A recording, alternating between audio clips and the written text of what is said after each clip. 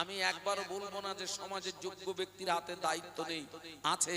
তবে ঘুরিয়ে বলবো, প্রতিটি স্তরে স্তরে যোগ্য ব্যক্তির তুলনায় অযোগ্য ব্যক্তির হাতে দায়িত্ব উঠে যাওয়ার কারণে সমাজ পদস্খলন হওয়ার অন্যতম কারণ। আপনারা কথাটা মানেন না? মানেন না? প্রতিটি স্তরে স্তরে বক্তা সমাজ বলুন, ইমাম সমাজ বলুন, মাস্টার সমাজ বলুন, ডাক্তার সমাজ বলুন, রাজনীতি সমাজ বলুন, প্রতিটি স্তরে স্তরে যোগ্য ব্যক্তির তুলনায় অযোগ্য ব্যক্তির হাতে দায়িত্ব উঠে যাওয়ার কারণে সমাজ পদস্খলন হওয়ার অন্যতম কারণ।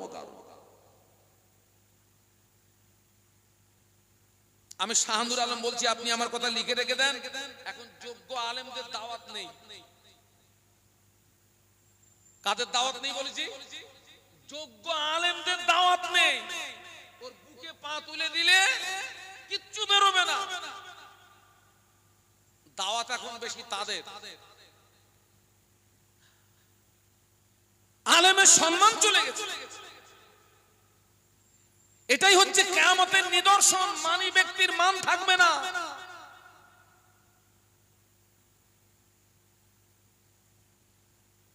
তাম পৃথিবীর জমিনে আল্লাহ যত নবী রাসূল পাঠিয়েছেন, কোন নবী রাসূলকে আল্লাহ পৃথিবীর জমিনে অনার্থক পাঠাননি। প্রত্যেকটা নবী রাসূলের উপরে আল্লাহ দায়িত্ব দিয়ে পাঠিয়েছিলেন। একটু সুবহানাল্লাহ বলুন, একটু মহব্বতে বলুন। নবীর আদর্শ বাদ দিয়ে আল্লাহর ওলি হওয়া যাবে না। আজকের জানার শানে মাহফিল টানার টোটাল জীবনটা ছিল বিশ্ব নবীর আদর্শে ভরা জীবন। একটু বলুন সুবহানাল্লাহ। কিন্তু আমরা আমাদের জীবনটা নবীর আদর্শের সঙ্গে মিলাতে পারবো না। তাম পৃথিবীর জমিনে আল্লাহ যত নবী রাসূল পাঠিয়েছেন,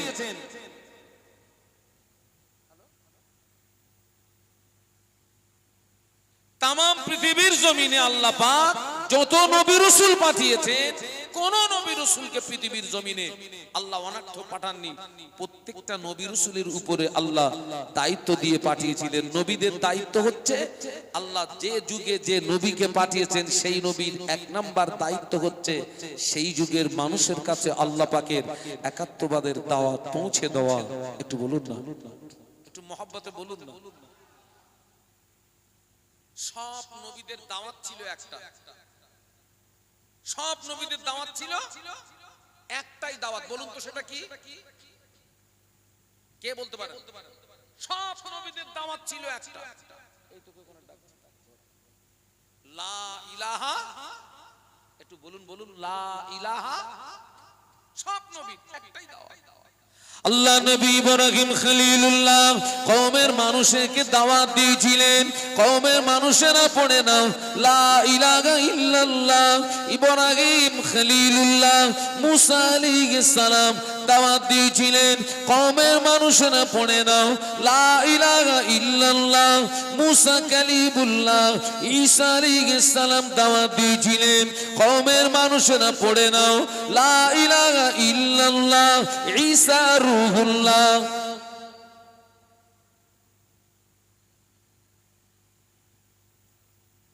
আল্লাহ আমাদের নবীকেও কিন্তু পৃথিবীর জমিনে অনার্থক পাঠাননি। আল্লাহ আমাদের নবীকেও দায়িত্ব দিয়ে পাঠিয়েছিলেন। আর আমাদের নবী সেই আল্লাহ দিত দায়িত্ব পালন করতে গিয়ে 13 বছর মক্কার জমিনে মার খেলেন। কত বছর? সবাই মিলে একটু বলুন। 13 বছর মার খেলেন, দান দান শহীদ হলো, গায়ের রক্ত দিতে হলো। বিশ্বনবীর শরীরে সবচেয়ে বেশি রক্ত ঝরেছিল ওই তায়েফের মাটিতে। মার খেতে হলো, গায়ের রক্ত দিতে হলো, চোখের পানি দিতে হলো। শেষ পর্যন্ত গভীর রাতে জন্মভূমিটা ছেড়ে দিয়ে মক্কা থেকে মদিনাতে চলে যেতে হলো। তথাপিও বিশ্বনবী আল্লাহ দিত দায়িত্ব থেকে তিনি কিঞ্চিত পরিমাণে দূরে সরে যাননি। একটু জোরে বলুন, আর একটু মহব্বতে বলুন। আমরা একজন নবীর উম্মত হিসাবে নবীর ওই আদর্শটা, ওই চরিত্রটা আমাদের মধ্যে থাকার দরকার আছে না নেই? কিন্তু সেই আদর্শটা কটা মানুষের মধ্যে আছে বলুন তো?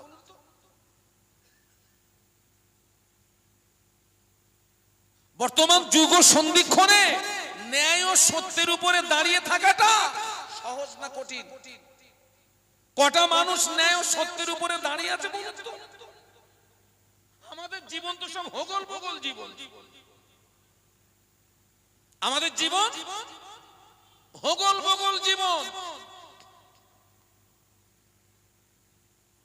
আল্লাহ নবী ১৫০০ বছর আগে নূরের জমানে বলে গেলেন, মান রাআ মিনকুম মুনকারান ফালিয়ুগাইয়িরহু বিয়াদিহি ফাইল্লাম ইস্তাতি বিলিসানিহি ফাইল্লাম ইস্তাতি বিকলবিহি ওয়া যালিকা আদাফুল ঈমান। আল্লাহ নবী বললেন, তোমার সামনে যদি কোনো অন্যায় অপরাধ কাজ হয়, আমি আল্লাহ নবী বলছি তুমি অন্যায়ের প্রতিবাদ করবে। অন্যায়ের প্রতিবাদের ধারা হলো ৩টি। আল্লাহ নবী ১ নাম্বার বললেন, তোমার বাহুকে মজবুত করে হাত দিয়ে অন্যায় প্রতিবাদ করবে। হাত দিয়ে যদি না পারো, আমি আল্লাহ নবী বলছি তুমি জবান দিয়ে অন্যায় প্রতিবাদ করবে। জবান দিয়ে যদি না পারো, আমি আল্লাহ নবী বলছি কমপক্ষে অন্তর দিয়ে ঘৃণা করবে। ওটা হলো দুর্বলতম ঈমানের লক্ষণ।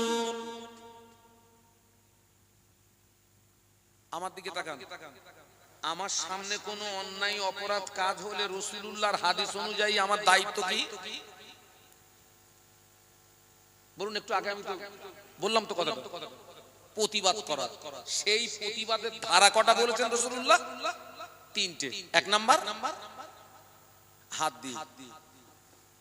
তোমার বাহুকে মজবুত করে হাত দিয়ে অন্যায়ের প্রতিবাদ করবে। হাত দিয়ে যদি না পারো, জবান দিয়ে। ওটাও যদি না পারো,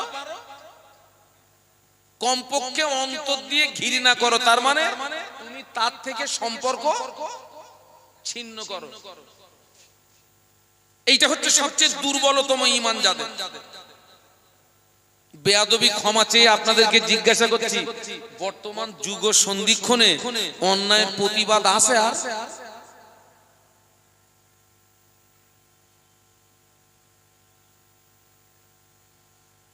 বর্তমান যুগ সন্ধিক্ষণে অন্যায়ের প্রতিবাদ আছে? আমাকে যেন ভুল বুঝবেন না। আজকের অন্যায়ের প্রতিবাদ উঠে যাওয়ার কারণে এই সমাজের এই করুণ পরিস্থিতি দেখবেন। কিছু কিছু গ্রাম আছে বলে, হুজুর আমাদের গ্রামে এই মানুষটা এত ভালো, জীবনে কোনোদিন এর সঙ্গে কারো ঠোঁটে ঠোঁট লাগেনি। ঠোঁটে ঠোঁট লাগেনি মানে ঝগড়া করেনি, মানে এর সঙ্গে এই ব্যক্তির সঙ্গে জীবনে কারুর কথা কাটাকাটি হয়নি। আচ্ছা আপনারা বলুন তো, সত্যি কি এই লোকটা ভালো না খারাপ? আসমানের নিচে জমিনের উপরে আল্লাহ পাকের পরের স্থান কার? বিশ্বনবী মুহাম্মাদুর রাসূলুল্লাহ, বলুন সাল্লাল্লাহু আলাইহি ওয়াসাল্লাম। সেই নবীর দুশমন ছিল না? ছিল না? ভর্তি ছিল। তাহলে এই লোকটার সঙ্গে হুজুর আমাদের গ্রামের কারো কোনোদিন ঠোঁটে ঠোঁট লাগেনি, তার মানে এর সামনে যত অন্যায় হয়েছে এ মাল সব হজম করেছে। এ ভালো না সবচেয়ে খারাপে? আরে তার মানে আমাদের হুজুরির জন্য ধরেন। আমি এটা দৃষ্টান্ত দিচ্ছি। আজকে লক্ষ্য করুন আপনি, আমার সমাজ থেকে অন্যায়ের প্রতিবাদ উঠে গেছে। এই হাত দিয়ে প্রতিবাদ করবে কারা? আমার দিকে তাকান। বড় পীর সাহেব হুজুরের লিখিত কিতাব, ওই কিতাবটার নাম হচ্ছে গুনিয়াতুত তালিবিন। কি নাম বলেছি? হুজুর লিখেছেন হাত দিয়ে প্রতিবাদ করবে 2 শ্রেণী। কয় শ্রেণী বাবা? 2 শ্রেণী। 1 নাম্বার, দেশটা যদি ইসলামী দেশ হয়, ইসলামিক কান্ট্রি হয়, তাহলে ওই দেশের জনগণ যদি শরীয়ত বিরোধী কাজ করে তো পুলিশ প্রশাসন ওকে ডান্ডা মেরে ঠান্ডা করবে। আর 2 নাম্বার, ছেলে মেয়ে যদি অপরাধ করে পিতামাতা হাত দিয়ে মেরে সোজা করবে। কটা শ্রেণী হলো? 2টো শ্রেণী। এখন আমাদের দেশ তো ইসলামী দেশ না, তাহলে ওই একটা ছেড়ে দেন। এখানে তো যদি আমরা শরীয়ত বিরোধী কাজ করি তাহলে পুলিশ আমাদেরকে ধরবেও না আর আমাদের মারবেও না। নেক্সট বড় পীর সাহেব কাদের কথা বলেছেন? বাপ মা ছেলে মেয়ে যদি অপরাধ করে ওকে হাত দিয়ে মেরে কি করবে? ঠান্ডা করবে ওকে। সত্যি কি আমরা আমাদের ছেলে মেয়েদের অপরাধ হাত দিয়ে মেরে ঠান্ডা করি? হ্যাঁ করি। তবে আমরা যেগুলো করি কোনগুলো? আল্লাহ নবী 1500 বছর আগে নূরের জবানে বলে গেলেন, মুরু আওলাদাকুম বিসসালাতি ইদা বালাগু সাবান ওয়াদরিবুহুম ইদা বালাগু আশরান। আল্লাহ নবী বললেন, তোমার ছেলে মেয়ের বয়স যখন হবে 7 ওদের নামাজের কথা বলো। ছেলে নামাজ পড়ো, মেয়ে নামাজ পড়ো, ছেলে নামাজ পড়ো, মেয়ে নামাজ পড়ো। 7 থেকে 10 পর্যন্ত মুখে মুখে বলো। 10 অতিক্রম হয়ে গেলে ছেলে যদি নামাজ না পড়ে, মেয়ে যদি নামাজ না পড়ে, আল্লাহ নবী বললেন, ওয়াদরিবুহুম, তুমি তাকে মারো।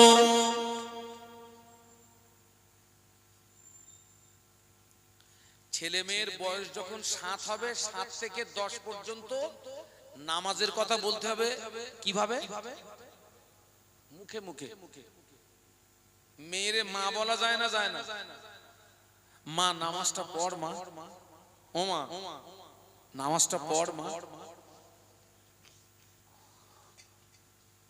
মেয়েরে যেমন মা বলা যায়, ছেলেরে তেমন বাপ। নামাজটা পড় বাপ। বাপ থেকে 10 পর্যন্ত মুখে মুখে। 10 অতিক্রম হয়ে গেলে রাসূল বলেছেন, ও ছেলে মেয়ে যদি নামাজ না পড়ে, ওয়াদরিবহুম আমরের সিগা, রাসূল বলেছেন তুমি তাকে মারো। বেয়াদবি ক্ষমা চেয়ে আপনাদেরকে জিজ্ঞাসা করছি, ভুল হয়ে গেলে বলবেন, আমি ক্ষমা চেয়ে বাড়ি চলে যাব। বড় পীর সাহেবের শানে মাহফিল দিয়েছি ভাই। ওই ছেলে মেয়ে 7 বছর থেকে 10 বছর পর্যন্ত মুখে মুখে নামাজের কথা বলেছি, পড়িনি বলে 6টা একটা দাবড়া মেরেছি নামাজের জন্য। একটা হাত দেখান তো একটু।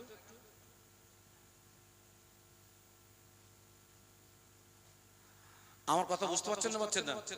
আমি কি আমার বাপের কথা বলছি না দাদুর কথা বলছি? আমার বাপেরও কথা বলিনি, দাদুর কথা বলিনি, রাসূলের হাদিস বলছি।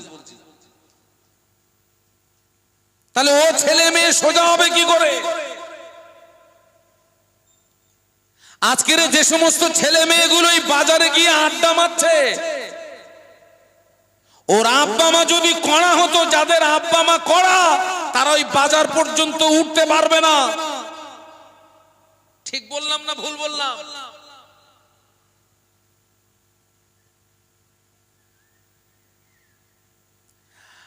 এই ওয়াজ এক জায়গায় করছি, আমারে বলছে, হুজুর আপনি তো আপনার মতন বলতেছেন ছেলেরে নামাজের কথা বলবো, ওরে নামাজের কথা বললি ওজন রোকে। আমি চাচা ছেলের বয়স কত? তো বলছে হুজুর 35। তাই বলছি, ও তো শুধু আপনার দিকে রুকেছে, ও আপনার মুগুর পেটা করেনি। ভাগ্যবান হুজুর, এত বড় কথা। আমি বলি, আরে রাসূল বলেছে নামাজের কথা বলতে কত বছর বয়সে? 7 থেকে। আর আপনি বলতেছেন কখন? মাত্র ফরজ হয়ে গেছে আপনার উপরে, সুন্নত না, নফল না। ও তো মুগুর পেটা করেনি, আপনার ভাগ্যবান। আরে ভাই, আমি এই ওয়াজ নসিহত করি তো, আমার দাওয়াত থাকা না থাকা আমার সারা রাত ঘুম হয় না। আমি ফজরের আগে খাই, ফজর পড়ে শুই, 12টা 1টা 2টোয় উঠি। আবার কোন কোন দিন দেখা যায় সে দিনেও ঘুম হয় না। এখন ওই দৈনন্দিন যে বাজার করা হয়, ওই বাজারটা আমার করা হয় না, কারণ ফজর পড়ে শুই, 7টা 8টার মধ্যে উঠে তো ওদিকে বাজারে যেতে হবে, ওইটা আমার হয় না। এই নিয়ে আমার স্ত্রীর সঙ্গে মাঝে মাঝে বাধে। এখন বাবা, কোনো একদিন আমার ঘুম ভেঙে গেছে একেবারে 8টায়, আমি সেদিন সেজে গুজে বাজারে যাচ্ছি। আমার স্ত্রী আমাকে বলছে, শোনো যাচ্ছ যাও, আসার সময় একটা মালসা এনো, মালসা। ওই যে আগে সব মা চাচিরা মালসায় কি করতো, মাছ টাছ ধুতো, সেটাও এখন উঠে গেছে বাবা, এখন সব ডিজিটাল ডিজিটাল। এখন ও যে মালসা আনতে বলেছে, আমি তখন ফোনে কথা বলতে বলতে যাচ্ছিলাম, আমি শুনেছি কলসি। গিন্নি বলেছে মালসা, আর আমি শুনেছি কি। বাজার ঘাট করে যখন ফেরবো, তখন গিন্নির কথা মনে পড়ে গেছে, ও কি একটা আনতে বলছিল। আর গিন্নিদের মাল যদি ঠিক মতো না আসে, ও কি হুজুর মানবে বলে মনে হয়? আপনাদের এলাকার মা বোনেরা আপনাদের উপরে কথা বলে না, আর আমাদের বাড়ির গিন্নি, আমি আর কত অজ্ঞানী, তার 3 গুণ অজ্ঞানে গিন্নি জানে বাবা। এখন আমার মনে পড়েছে কলসি, কিন্তু পার্টিকুলার আমার স্ত্রী কি আনতে বলেছে, ওই ফোনে কথা বলতে বলতে যাচ্ছিলাম, আমি সে গুলিয়ে গেছে। যেখানে কলসি মালসা তৈরি হয় করে যারা, কি বলে ওদের, কুমুরের দোকানে গিয়েছি, গিয়ে দেখি বড় একটা ফেস্টন মারা আছে। ফেস্টনে লেখা আছে, যে মাল বিক্রি হয় ও মাল ফেরত হয় না। দেখবেন এই কথাটা বেশি লেখা থাকে যেখানে চায়না মাল বিক্রি হয়, ওখানে লেখা আছে বিক্রিত দ্রব্য ফেরত হয় না। তার মানে ও, আপনি একটা টর্চ লাইট কিনেছেন, জ্বালিয়ে দেখিয়ে দিলে, আপনি ওখান থেকে কিনে বাইরে এসে টিপতেছেন, ঘোড়ার ডিম জ্বলে, ও কিন্তু ফেরত নেবে না। এখন ওই দোকানে লেখা আছে যে মাল বিক্রি ও মাল আর, তা আমি বলি এটা তো দোকানের বৈশিষ্ট্য, তুই যা লিখে যা, আমার দেখার দরকার নেই, তুই মাল দে। কি দে? কলসি দে। হ্যাঁ, কলসি এনে যেই বাড়ি এসেছি ভাই, ওয়াজার কারে বলে। একদিন পরে বাজারে গেলে তোমার মতন মদ্দার লোক নিয়ে সংসার আনতে বললাম, কলসি মালসা এনে মরেছো কলসি, তাই বললাম শোনো গেজাগেজি করো না, অস করার কি আছে, তোমার মাল এনে দিলে হলো তো। আমি কি করেছি, কলসিটা নিয়ে গো ব্যাক ফিরে আমি যাচ্ছি ওই আপনার কুমুরের দোকানে, উদ্দেশ্য ওইটা ফিরিয়ে দিয়ে কি। তাই বললাম ভাই, আমি খুব মুসিবতে পড়ে গেছি ভাই, তুই এই কলসিটা ফিরিয়ে নিয়ে আমার একটা মাকসা দে ভাই, খুব মুসিবতে পড়ে গেছি। কিন্তু বলছে আমাকে, তখন আঙুল দিয়ে কি আমাকে দেখিয়ে দিচ্ছে, বলছে হুজুর বোর্ড দেখো। ওদিকে তো বোর্ডে লেখা আছে মাল ফেরত নেই। তাই বললাম ভাই, মাল তোর ফেরত দিতে হবে না, এ কলসিও তুই তৈরি করেছিস, মালসা তুই মানেছিস, তো আমি খুব মুসিবতে পড়ে গেছি ভাই, তুই আমার একটা কাজ কর, আমার এই কলসিটারে ভেঙে একটা মালসা করে দে। পারবে? কেন না, কেন না, কেন? ও তো একদিন কলসি ভেঙে মালসা, মালসা ভেঙে হাঁড়ি, হাঁড়ি ভেঙে সরা, যা ইচ্ছা তাই করেছে। কখন? যখন মাল কাঁচা ছিল, কিন্তু ওরে তৈরি করে রৌদ্রে শুকনো করে আগুনে পুড়িয়ে মাল পুরো পেকে ঝুনো, ক্যাদানি ফেল। আল্লাহ নবী বলেছিলেন কত বছর বয়সে? চাচা আপনি তো সে হাদিস মানেননি। আমাদের খোলাপাতার জমিন ধন্য করে শুয়ে আছেন হযরত বজলুর রহমান দারগাপুরি রহমাতুল্লাহ আলাইহি। একটু সুবহানাল্লাহ বলুন, একটু মহব্বতে বলুন না। দারগাপুরি হুজুরকে দেখেছেন কারা? আছে এখানে কেউ? হ্যাঁ,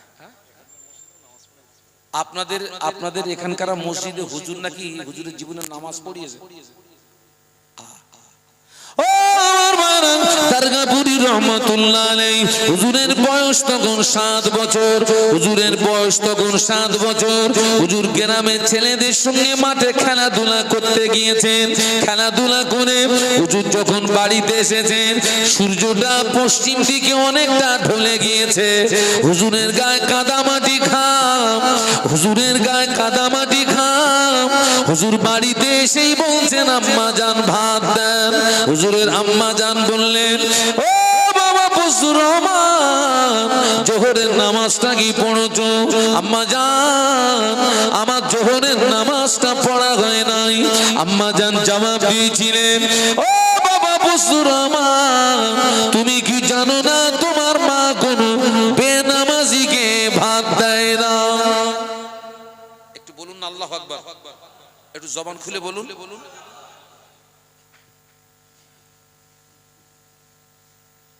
হুজুর গ্রামের ছেলেদের সঙ্গে মাঠে খেলাধুলা করতে গিয়েছিলেন। যখন খেলাধুলা করে ফিরে এসেছেন তখন সূর্য পশ্চিম দিকে অনেকটা ঢলে গেছে, গায়ে কাদা মাটি ঘাম। এসেই মাকে কি বলছেন?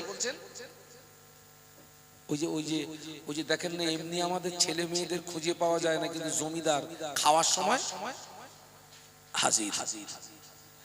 যেই বললেন আম্মা জান ভাত দেন, হুজুরের আম্মা কি বললেন? বাবা তুমি কি জোহরের নামাজ পড়েছো বাবা? এতটুকু খোঁজ খবর আমাদের আব্বা মা আমরা নেই। আমরা আমাদের ছেলে মেয়েদের এতটুকু খোঁজ নেই।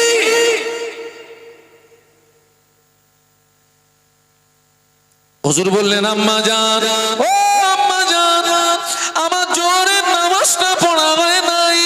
আম্মা জান বলেছিলেন, বাবা বন্ধুর আমার, তুমি কি জানো না তোমার মা বেনামাজিকে ভাত দেয় না? হুজুর বললেন, আমি মনে করলাম আমার আম্মা জান এ পর্যন্ত বলে আমাকে ছেড়ে দেবে, রেহাই দিয়ে দেবে, হলো না। আম্মা জান আমায় বললেন, ও বাবা বন্ধুর আমার দাঁড়িয়ে যাও। হুজুর বললেন, আমি দাঁড়িয়ে গেলাম। আমার আম্মা জান কোথা থেকে দুটি ইট আনলেন, দুটি ইট এনে বললেন, ও বাবা বন্ধুর আমার হাত দুটো সোজা করো। হুজুর বললেন, আমি হাত দুটো সোজা করলাম। আমার আম্মা জান আমার দুই হাতে দুটো ইট তুলে দিলেন। ইট তুলে দিয়ে বললেন, ও বাবা বন্ধুর আমার, ইট যদি পড়ে যায় শাস্তি আরো দ্বিগুণ হবে। বয়স কত? ওই 7 বছরের ছেলে হাতে হাতে ইট রাখা সম্ভব? হুজুর বললেন, আমি থরথর করে কাঁপছিলাম, চোখের পানিতে নাকের পানিতে একাকার হয়ে যায়। আমি থরথর করে কাঁপছিলাম, চোখের পানিতে নাকের পানিতে একাকার হয়ে গেল। আম্মা জানা আমার হাত থেকে ইট পড়ে গেল। আম্মা জানা আমায় বললেন, ও বাবা বন্ধুর আমার, যাও বাবা গোসল করো। হুজুর বললেন, আমি গোসল করলাম। আম্মা জান বললেন, বাবা জোহরের নামাজ আদায় করো। হুজুর বললেন, আমি জোহরের নামাজ আদায় করলাম। তারপরে আম্মা আমায় খানা দিলেন। হুজুর বললেন, আমি খানা খেলাম। হুজুর বর্ণনা করেন, ওই দিন থেকে আমি বন্ধুর আমার জীবনে কোনোদিন এখন তো নামাজ কাজা হয় নাই। একটু জোরে বলুন না, একটু মহব্বতে বলুন না। এই দায়িত্ব আমরা পালন করি। কটা বাপ মা পালন করে?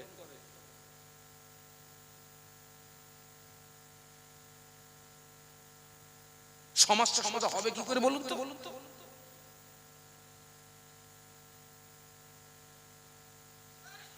জমিন যদি ভালো, গাছ ভালো হবে। গাছ যদি ভালো হয়, ফল ভালো হবে। একটু সুবহানাল্লাহ বলা যাবে না? একটু মহব্বতে বলা যায় না? জমিন যদি ভালো হয়, গাছ ভালো হবে। গাছ যদি ভালো হয়, ফল ভালো হবে। মা যদি ভালো, বাপ যদি ভালো হয়, ওই জমিন থেকে আল্লাহ পাক সুসন্তান দান করবে। একটু জোরে বলেন না।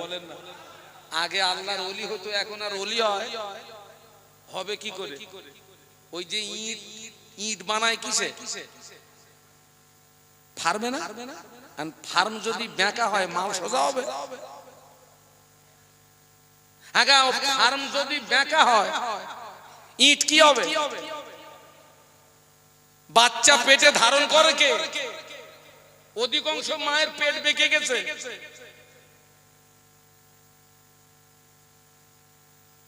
অধিকাংশ মায়ের পেট খারাপ,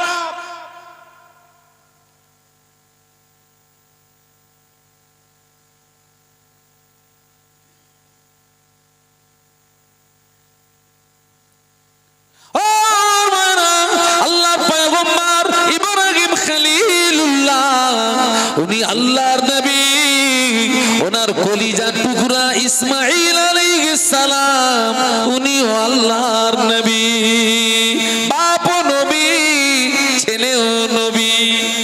সুবহানাল্লাহ বলা যাবে আর একটু মহব্বতে।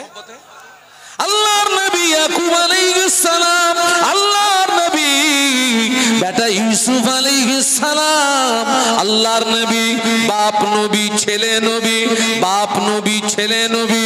ফুরফুরা শরীফের মুজাদ্দিদুজ জামান আল্লাহর ওলি, ওনার পাঁচ কলিজার টুকরা, ওনারাও আল্লাহর ওলি, বাপ ওলি, ছেলে ওলি, বাপ ওলি, ছেলে ওলি। কত সুন্দর মিল দেখেন। আর আমাদের সমাজ দেখেন, বাপও মাতাল, ছেলেও মাতাল। ঠিক বলেছি না ভুল বলেছি? হ্যাঁ, আমাদের জমিন সব আলাদা।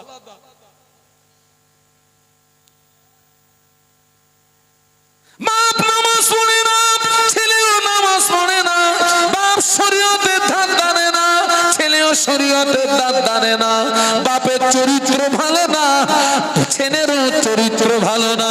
মা নামাজ পড়ে না, মেয়েও নামাজ পড়ে না। মা পর্দা করে না, মেয়েও পর্দা করে না। মায়ের চরিত্র ভালো না, মেয়েরও চরিত্র ভালো না। জমিন খারাপ হয়ে গেছে।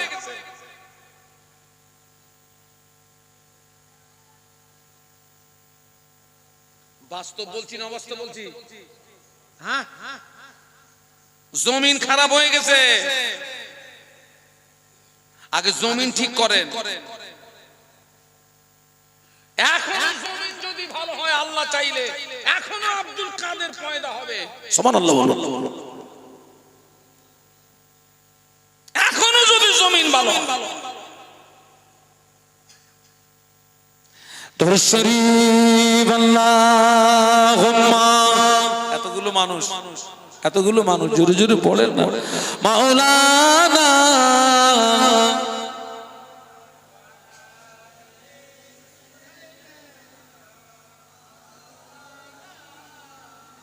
আপনারা একটু মাহফিলের দিকটা চেয়ে দেখেন, সেই সব বুড়োর দল দেখেন, সব বুড়ো। যুবক গুলো কই? এই মাল কোথায় ঘুরতেছিস? আমরা কি নাকে ভাত দেই? কোন ধান্দায় ঘুরতেছিস আমরা জানিনি। কোন ধান্দায় ঘুরতেছিস? যাক বাবা, যেহেতু আমরা বুড়োরাই আসছি, হ্যাঁ পুরাতন চাল। জোরে জোরে দরুদ আল্লাহুম্মা সাল্লি আলা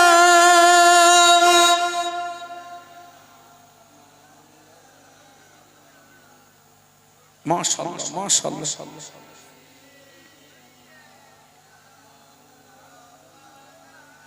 हुब्ब अहमद अजल सीने में है, मैं हूँ मेरा दिल मदीने में है।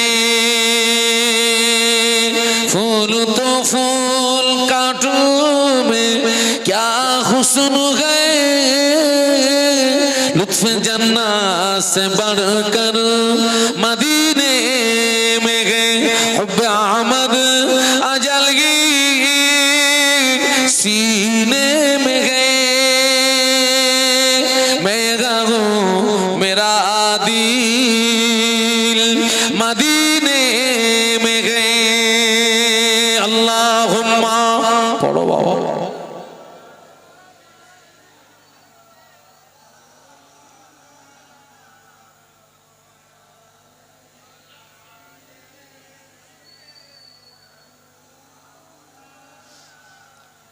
আপনাদের কষ্ট হচ্ছে না তো?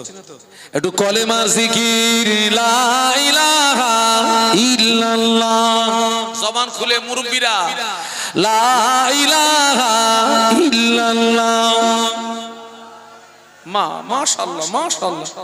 লা ইলাহা ইল্লাল্লাহ মুহাম্মাদুর রাসূলুল্লাহ, বলো লা ইলাহা ইল্লাল্লাহ।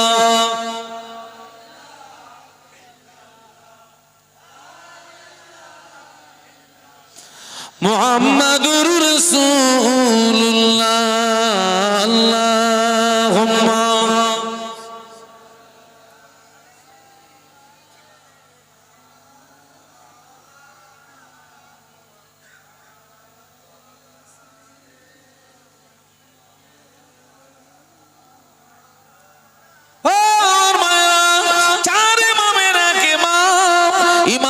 শাফি রহমাতুল্লাহ আলাইহি।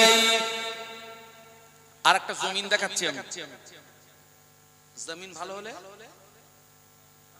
গাছ, গাছ ভালো হলে অনেক দূরের একটা জমিন দেখাচ্ছি। আর আমি শেষ কথা আপনাদেরকে কি বলেছিলাম, জমিন ভালো হলে আল্লাহ চাইলে আজও আব্দুল কাদের জিলানী, ইমাম শাফি রহমাতুল্লাহ আলাইহি। আগে মাযহাব কটা মুরব্বি? চারটে। কি কি বলুন তো? আচ্ছা আমি যে আপনাদেরকে কিছু কিছু কথা জিজ্ঞাসা করছি, অসুবিধা নেই তো? চারটে মাযহাব একটু বলুন তো।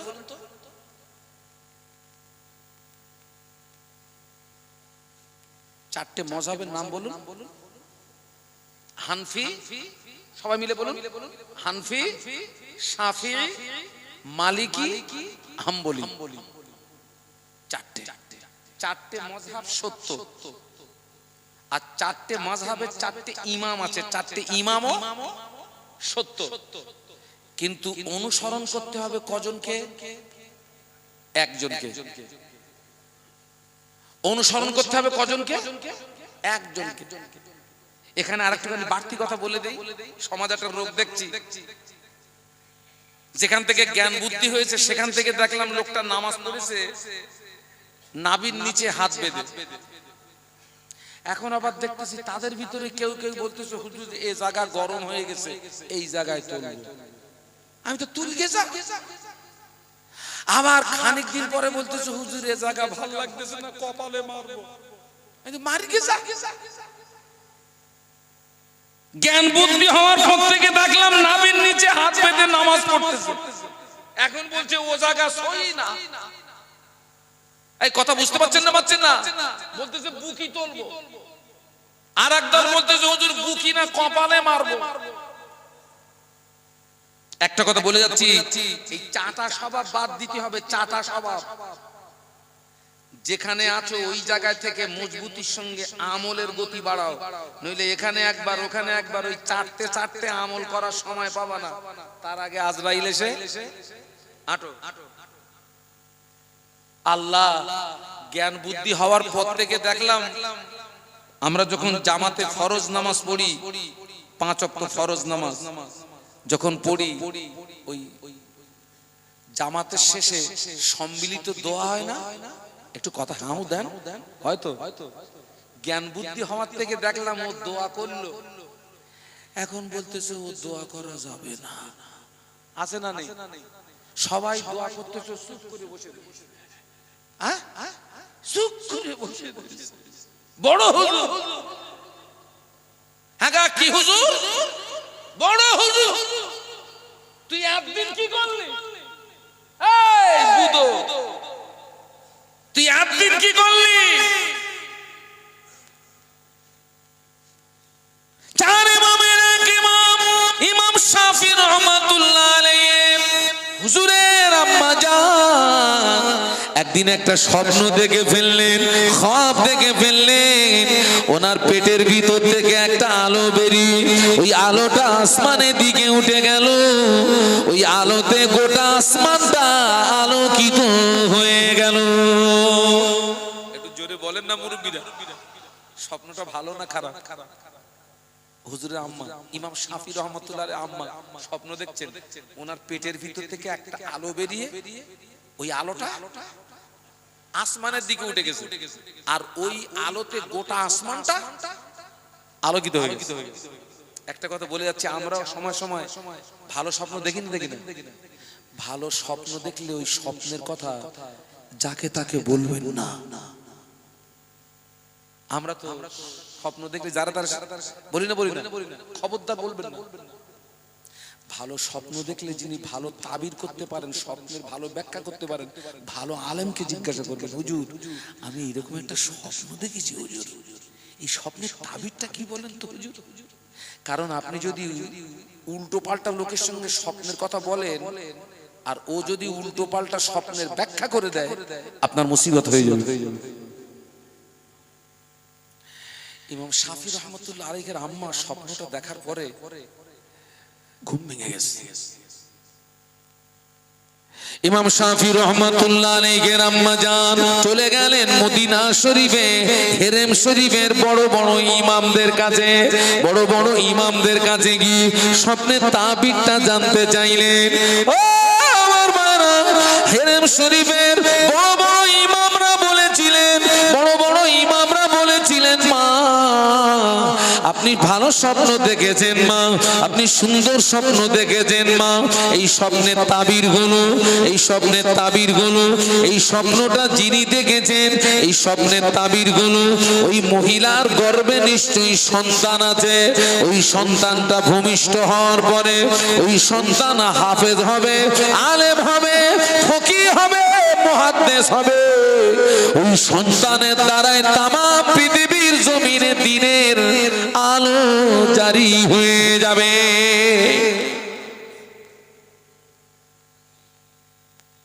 স্বপ্ন খুব ভালো স্বপ্ন যে ওই মহিলা দেখেছেন ডাইরেক্ট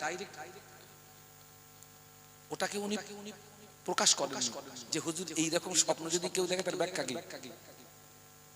হেরেম শরীফের বড় বড় ইমামরা বললেন স্বপ্নটা খুব ভালো স্বপ্ন। এই স্বপ্নের তাবির হচ্ছে যিনি এই স্বপ্ন দেখেছেন ওই মহিলার গর্ভে নিশ্চয়ই কি আছে, সন্তান আছে। ওই সন্তানটা ভূমিষ্ঠ হওয়ার পরে হাফেজ হবে, আলেম হবে, ফকিহ হবে, মুহাদ্দিস হবে। ওর দ্বারাই তামাম পৃথিবীর জমিনে দিনের আলো জারি হয়ে যাবে। একটু মহব্বত বলেন না।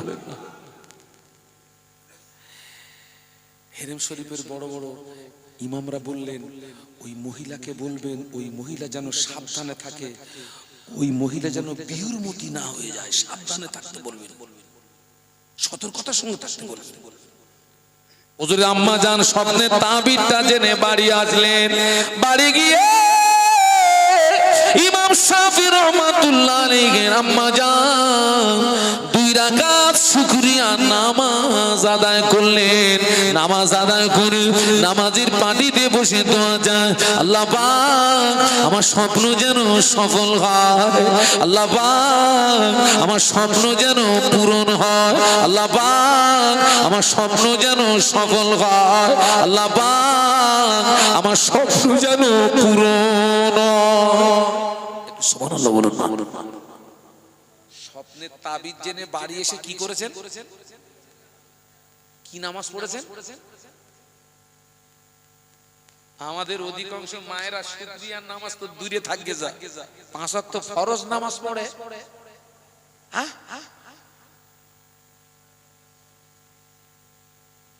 তো শুকরিয়ার নামাজ দূরে থাক, এরা 5 ওয়াক্ত ফরজ নামাজ পড়ে।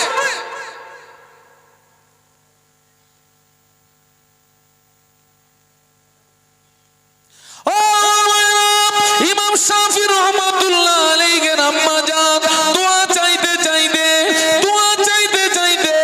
প্রসব হওয়ার সময় হয়ে গেল। দোয়া চাইতে সন্তান ভূমিষ্ঠ হওয়ার সময় হয়ে গেল। একটা সন্তান প্রসব করলেন। ওই ছেলেটা 10 বছরের ভিতরে পূর্ণ 30 পারা কোরআনের হাফেজ হয়ে গেল। একটু জোরে বলুন না। আমরা কটা দিন আল্লাহর দরবারে কেঁদেছি, আল্লাহ পাক আমার ছেলে যেন নামাজি হয়, আল্লাহ পাক আমার মেয়ে যেন নামাজি হয়, আল্লাহ আমার ছেলেকে সৎ সন্তান বানাও, আমার মেয়েকে সৎ নারী বানাও, আল্লাহ আমার ছেলে যেন হাফেজ হয়, আল্লাহ আমার ছেলে যেন আলেম হয়, আল্লাহ আমার ছেলে যেন ফকিহ হয়, আল্লাহ আমার ছেলে যেন মুহাদ্দিস হয়, আমার সন্তানের দ্বারাই যেন দ্বীনের আলো জারি হয়। কটা দিন দোয়া চেয়েছি বাপ মা, তবে ও দোয়া চাই আর না চাই এটা চাই, আল্লাহ পাক আমার ছেলে যেন চাকরি পায়। কি পায়? বসে বসে খাবে। হ্যাঁ গা, কি করে খাবে? বসে বসে।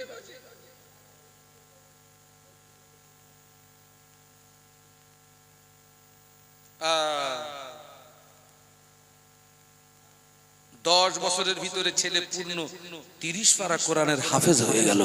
সুবহানাল্লাহ বলেন না? ছেলে হাফেজ হওয়ার পরে মাকে না বলে লুকিয়ে লুকিয়ে লুকিয়ে লুকিয়ে চলে গেছে মদিনা শরীফে ইমাম মালিক রহমাতুল্লাহ আলাইহির কাছ থেকে ইলমে হাদিস, ইলমে ফিকহ, ইলমে তাফসীরের জ্ঞান অর্জন করতে চলে গেছে। মাকে না বলে লুকিয়ে লুকিয়ে লুকিয়ে লুকিয়ে চলে গেছে, দ্বীনের ইলম অর্জন করতে চলে গেছে। সুবহানাল্লাহ বলুন। মাকে না বলে গেছে। মাকে না বলে গেছে কেন জানেন? এত সাধনার ছেলে যদি বলে যায়, মা যদি যেতে না দেয়, বাবা তুই আমার একটা ছেলে, বাবা তুই আমার খুব সাধনার ছেলে, বাবা আমি তোকে এত দূরে যেতে দেবো না, বাবা আমার একটা ছেলে, আমার একটা মেয়ে, আমার ছেলে, আমার আব্বা আমি একটু বাইরে পড়াশোনা, বাবা তুই আমার একটা ছেলে, আমি তোকে বাইরে যেতে দেবো না, বাবা তুই আমার দেশে ঘরে থাক, ভালো করে পড়াশোনা কর, আল্লাহ চাইলে একটা জায়গায় যাবে।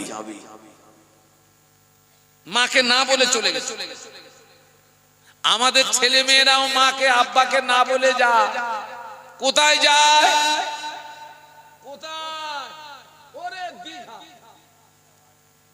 কোথায়? মালপুরো দীঘা মেরে দিয়েছে।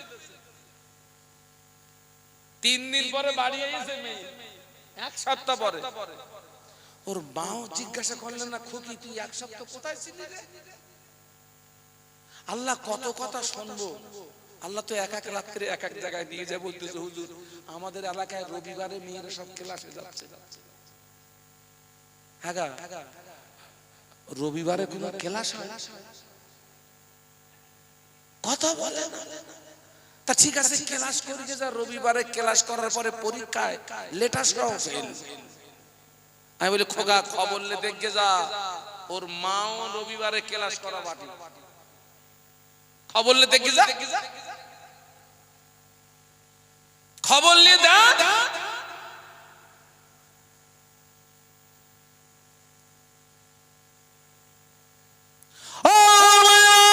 ইমাম শাফি রাহমাতুল্লাহ আলাইহি আম্মাকে না বলে লুকিয়ে লুকিয়ে মদিনা শরীফে ইমাম মালিক রহমাতুল্লাহ আলাইহির কাছ থেকে ইলমে হাদিস, ইলমে তাফসীরের জ্ঞান অর্জন করলেন। ওখান থেকে বাগদাদ শরীফে চলে গেলেন। বাগদাদ শরীফে গিয়ে ইলমে ফিকহের জ্ঞান অর্জন করলেন। দীর্ঘদিন মায়ের সঙ্গে সন্তানের দেখা নাই, দীর্ঘদিন মায়ের সঙ্গে সন্তানের দেখা নাই। মা শুধু দোয়া করে, আল্লাহ পাক আমার সন্তান যেখানেই থাক আপনার জমিনে আছে, ও রব্বুল আলামিন আল্লাহ পাক আমার স্বপ্ন যেন সফল হয়, আমার স্বপ্ন যেন পূরণ হয়, আমার ছেলে যেন আলেম হয়, মুহাদ্দিস হয়, ফকিহ হয়, আমার সন্তানের দ্বারাই যেন তামাম পৃথিবীর জমিনে দ্বীনের আলো জারি হয়ে যায়। একটু মহব্বতে বলা যাবে, আর একটু জোরে বলা যাবে। মা কাঁদতেছে, ছেলে যেখানেই থাকে আল্লাহ তোমার জমিনে আছে। হাওলা করলাম তোমার, তবে আমার দোয়া একটা, আমার স্বপ্ন যেন কি হয়, সফল হয়, আমার ছেলে যেন আলেম হয়, ফকিহ হয়, মুহাদ্দিস হয়। মা দোয়া করে কাঁদতেছে। কটা দিন আপনি আপনার ছেলে মেয়ের জন্য কেঁদেছেন, আল্লাহ আমার ছেলেকে নামাজি বানাও, আমার মেয়েকে নামাজি বানাও। আপনি আমি কটা দিন কেঁদেছি। এ দায়িত্ব তো আপনার আমার ছিল।